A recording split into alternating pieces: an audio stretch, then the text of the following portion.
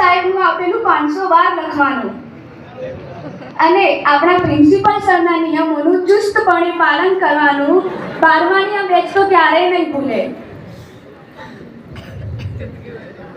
હું બોર્ડની પરીક્ષાની વાત કરું તો ધોરણ 12 માટે આ બીજો અને છેલ્લો અનુભવ છે અને આ અનુભવને હું મારા મિત્રોની આગળ કેટલાક શબ્દોમાં રજૂ કરવા માંગીશ. બસ એક છેલ્લી વાર બોર્ડની પરીક્ષાની પણ મોજ કરી લઈએ. બસ એક છેલ્લી વાર આ પરીક્ષા માટે વાંચી લઈએ. બસ એક છેલ્લી વાર એકબીજાને આઈએમપી પૂછી લઈએ. બસ એક છેલ્લી વાર મિત્રને કહી લઈએ આ શોર્ટમાં સમજાવી દે ને યાર. બસ એક છેલ્લી વાર બોર્ડની પરીક્ષાના ખોફથી પણ ડરી લઈએ. બસ એક છેલ્લી વાર રાત્રે ચાની ચુસ્કી લઈને જાગી લઈએ. બસ એક છેલ્લી વાર મિત્રને કહી દઈએ બસ કરને યાર કેટલું વાંચીશ. બસ એક છેલ્લી વાર આ 3 કલાકના પેપરોમાં લડી લઈએ. બસ એક છેલ્લી વાર પુરવણીઓ ભરીને લખી લઈએ.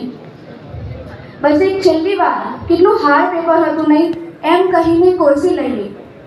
બસ એક છેલ્લી વાર કેવું પેપર હતું નહીં આવું તો કાંઈ પેપર હોય એમ કહીને આ બોર્ડવાળાને દોષ દઈએ. બસ એક છેલ્લી વાર અહીંથી જતા આપણી કર્ણાવતનું નામ રોશન કરતા જઈએ. બસ એક છેલ્લી વાર બોર્ડની પરીક્ષાની પણ મોજ કરી લઈએ. બસ એક છેલ્લી વાર બોર્ડની પરીક્ષાની પણ મોજ કરી લઈએ.